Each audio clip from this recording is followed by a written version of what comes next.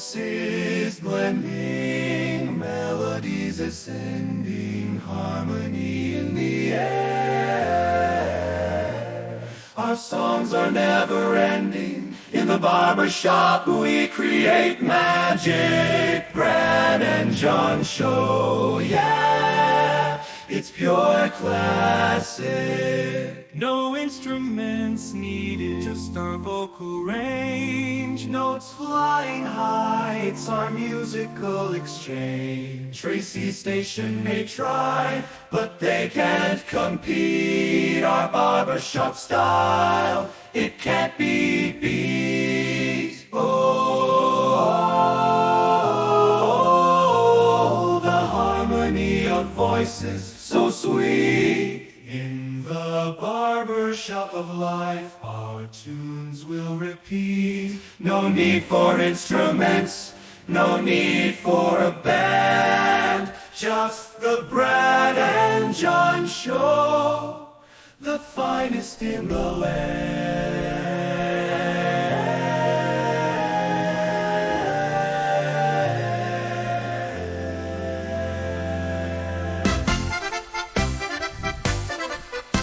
Time for the John Combest Top 3. It is Friday. That means we have the Barbershop Boys, we have the Polka Boys, and of course, we wouldn't have this show without John Combest. Good morning, John. Good morning, Brad. Happy Friday to you. And that Combest is spelled C-O-M-B-E-S-T. Why I spell that? Because you need to put in a John before it, a .com after it. You get johncombest.com, and he comes up with the top 3. Now, this is, shall we say, curated. I always like that word. It's curated from a highly popular list on his website, which he updates every single day for the past 31 years. 31 years? What is it now, 23? No. Yeah, 23. But you know what? If we want to exaggerate it, let's call it 31. 31 years. Past 131 years, John updates the list every morning. Matter of fact, he's still got stuff on there about Mark Twain going down to Jefferson City, on the boat and coming off of the levee and walking up the hill to the Capitol building. That was on yesterday's list, wasn't it? 131 years ago, I think? Yeah. It was one of the top 3. Right. Okay. But today, we start off with this guy, and your name is, sir? I'm Casey Kasem. And what do you do? We're on our way to the number 1. And we count him down with? In third place, Millicent Superintendent. Burning MCs leaves a foul scent. See, I'm like what you call king of yes, y'all. My style's real sick.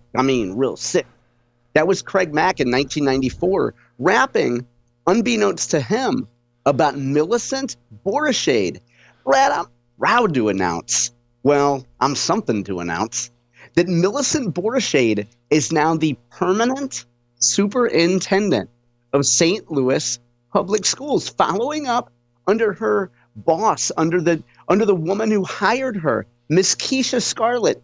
Brad, join me in congratulating Millicent Borishade for not just being an interim superintendent anymore, but now being the permanent superintendent of St. Louis Public Schools. This is good news, don't you think, Brad? Did she get the certification? Remember, she didn't have the certification to be a superintendent in the state of Missouri. Brad, what did you get a certification for? She's working on it, Brad. She still doesn't have the certification, really? Yeah, I don't think in this piece, and by the way, let's give credit. This piece is brought to us by Hiba Ahmad, who is the newish education reporter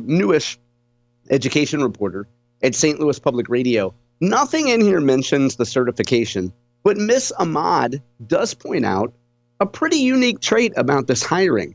So Keisha Scarlett brought in Millicent Borishade back in 2023 as part of a large cadre of people under Miss Scarlett to, really run operations under Miss Keisha. And Millicent is one of the folks. So she came in here from Seattle. And what's unique about this whole process is the board was looking to fill Keisha Scarlett's role. And usually the board would go out and find a third party to interview potential candidates. However, the firm said that it was, quote, too difficult to attract a new candidate, given the publicity surrounding the district, and the board should focus on developing its existing leader, Millicent Borishade. So in other words, Brad, the third-party expert group said, nobody's going to want to come to St. Louis Public Schools. Should just work with what you have, try to get her to be, a superintendent, try to get her to fill those big Keisha Scarlett size 14 shoes, I'm guessing, and be a good leader. And so that's better and more productive than trying to attract some sort of talent to come to St. Louis. You get what I'm saying? Is that really, are you paraphrasing what this third-party group said, or is that really pretty much the gist of what they said? Yeah, it's not verbatim. So this is by one of the board members. So this piece quotes a couple of the board members. There's a woman named, Tony Cousins has been at the center of this, and she is a close confidant of Mayor Tashara Jones. She's been a longtime supporter of Borishade, according to this piece. Board President Matt Davis was the one that gave the quote about the third-party group saying, look, it's not possible to get somebody from out of town that wants to come here and actually do this job. So just work with what you have, and we'll make Millicent, we can all work together and make Millicent into being the leader we know she can be, Brad. Do you find it hard to believe that the entire country, nobody would want this job? I think if I had to guess, I have no experience with this, Brad, but what I'm guessing is the outside recruitment firm says we could do it, and it would take more money than you have to actually run a nationwide search and get somebody decent to come in here. So your options are pay us a ton of money you don't have, or with what you got and hope Millicent isn't too bad. John, boy, this probably really bothers me. I mean, I can't help but think that in this great country of ours with 330 million people and with all these educators all over the place, there's not one person who would say, you know what, I'm up for a challenge. I'm going to take that St. Louis job. I want that St. Louis job. I think I can turn that St. Louis district around.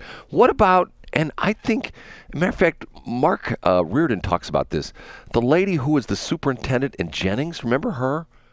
Yeah, and Reardon talks about her a lot because apparently I've heard him call that woman his friend. Like, apparently they're friendly. But isn't she working like in Colorado or Minnesota or somewhere now? Well, she really did tremendous things to the Jennings School District. And I can't help but think, and she was, once again, she got recruited by other districts because she did such a good job. I listen, whatever they paid this firm, if they paid him $1, they paid him 99 cents too much. You know what I mean? To me, that would be like you saying, Brad, I want to hire your firm to find the perfect place for me to live. And okay, John, that's going to be $100,000. And after a month, I come back and say, John, you know what? We've determined that your current house is the perfect place for you to live. And just work with what you have. Maybe put in a little addition there on the garage. Right. And maybe you call one of the basement companies and seal that little crack in the basement. And, maybe you put down some new flooring in the kitchen. But after you paying us $100,000, we did this extensive real estate search. Your house is the best. You know what I mean?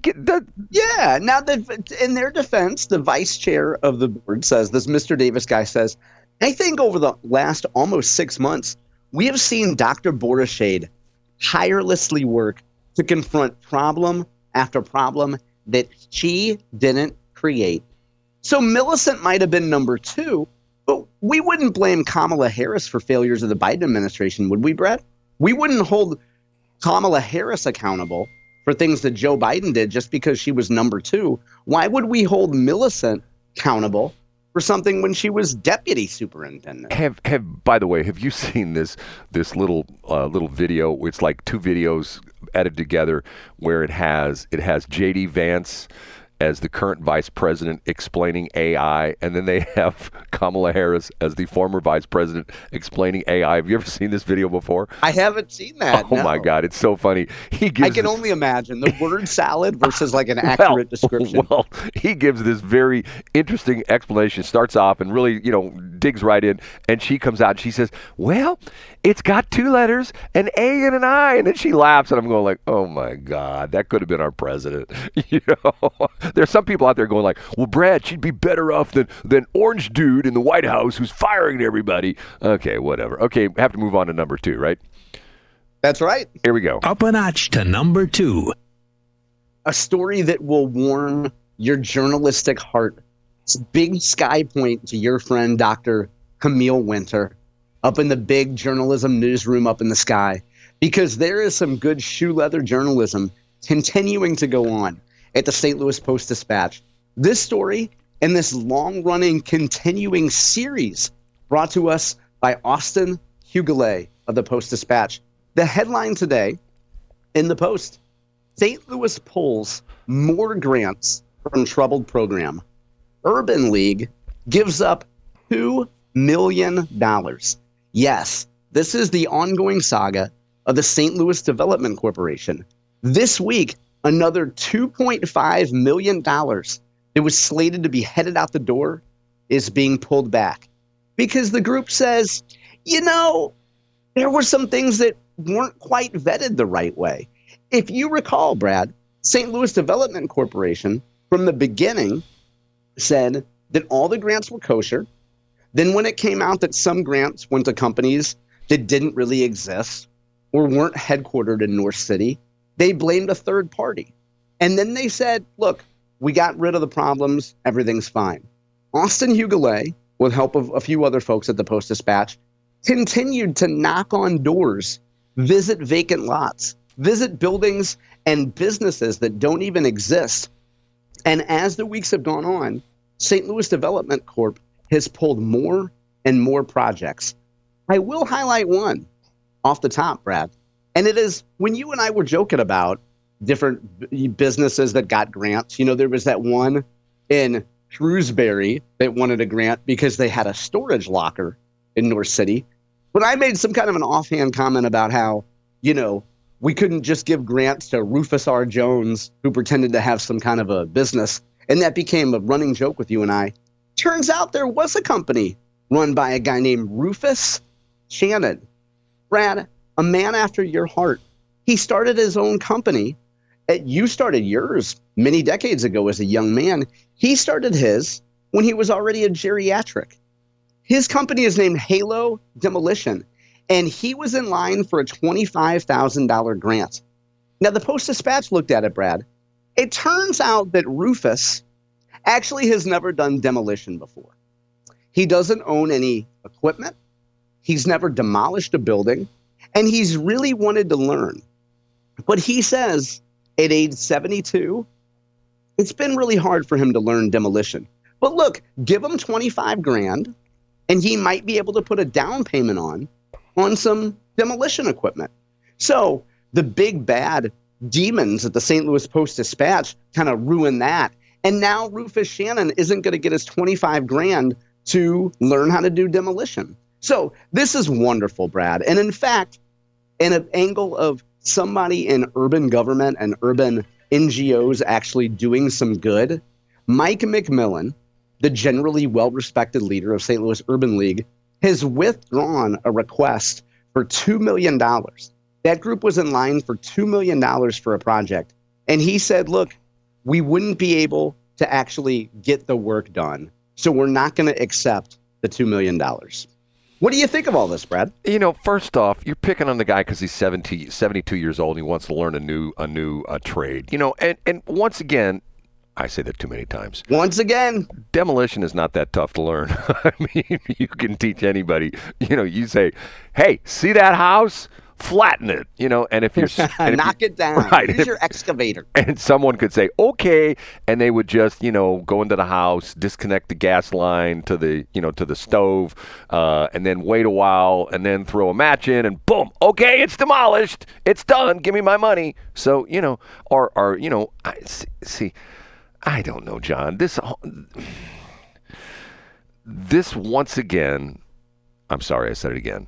This proves that I'm on the right track with the Westplex Chamber of Commerce, because I keep saying to people, when you travel and someone says, "Hey, where are you from?" And I don't care where you live, if you live in Wildwood or if you live in Arnold or Wentzville, most people say St. Louis. And then the person says, "Oh my God, did you get carjacked on the way to the airport when you flew here? Have your house been shot at by the drive-by, gangbangers and things like that?" See, That's why nobody wants to have anything to do with the city, because it's this crazy stuff with the superintendent that nobody wants the job, so they essentially say, okay, she's it, and people that get money for doing nothing. That's why nobody wants anything to do with the city. Get what I'm saying, John? Yeah, I get it. And it seems like the frustration from a lot of people is nobody minds a little bit of grift in government. You just accept it as cost of doing business. But when other people are getting a whole lot of money, and you're either not getting money or just getting a little bit of money, then you start to get mad and start making noise. Okay, on to number one. The number one. It's going to be hard to not make a joke about chickens coming home to roost here, but a story about Tyson Foods down in New Madrid County, a city called Dexter. We talked about it probably a year ago, and then we talked about it again last summer. Tyson is shutting down operations in Dexter, Missouri. They had a chicken processing plant down there. And it was a big hubbub because they canceled contracts they had with local chicken producers. And the chicken producers said that Tyson left them being high and dry. AG Andrew Bailey has been on top of it. Senator Josh Hawley has been on top of it. And as of the other day, Andrew Bailey filed a motion to intervene in the lawsuit. Andrew Bailey wants to get access to Tyson Foods documents. And the allegation here is that they were colluding with a company that ended up buying the plant.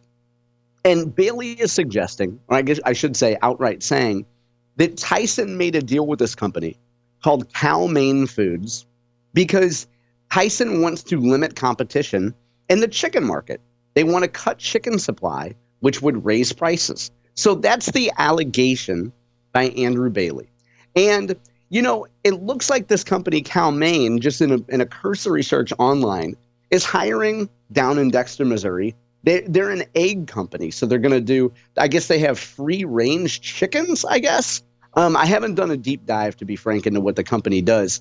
But I guess the allegation is that not only did Tyson leave these chicken suppliers high and dry, but they're also engaged in some anti-competitive activities. So we'll see what happens here, Brad. It looks like this fight has been going on for quite a while. And if you're Cal-Maine Foods down there and you're Tyson, you're wondering how many of your internal confidential documents Andrew Bailey is going to be able to sort through. I have mixed emotions about this, John. I mean, if you're a big company, first off, I learned my lesson years ago where I put a lot of my business in one company, and then a company sort of went sideways, and I got myself in trouble. Okay. If the company wants to shut down a plant, why shouldn't they just be able to shut down the plant? Why should Andrew Bailey poke his nose in and say, you can't shut down this plant? Where's I don't mean to interrupt. When I was reading through the story, I was asking the same question, Brad. And this piece is from the Columbia Missourian today, and other outlets have covered this as well. To your point, reading through the story, I was looking at it from a company perspective, and I just don't understand why the company wouldn't be able to do this. Now, I understand the argument that if you break a contract with a chicken supplier, with a farmer, you would have to pay, but I'm sure Tyson expected that. Like, I'm sure there's something in there where they said, hey, we'll make you whole for canceling these contracts. I don't know. I mean, see, here's why I get sort of disgusted with the Republicans who are saying, hey, we're for less government, until something like this comes along. You know what I'm saying? And then it's more government. Okay, well, you just can't close your plant. You're a company. You're a private company. You just can't up and close your plant. Why not?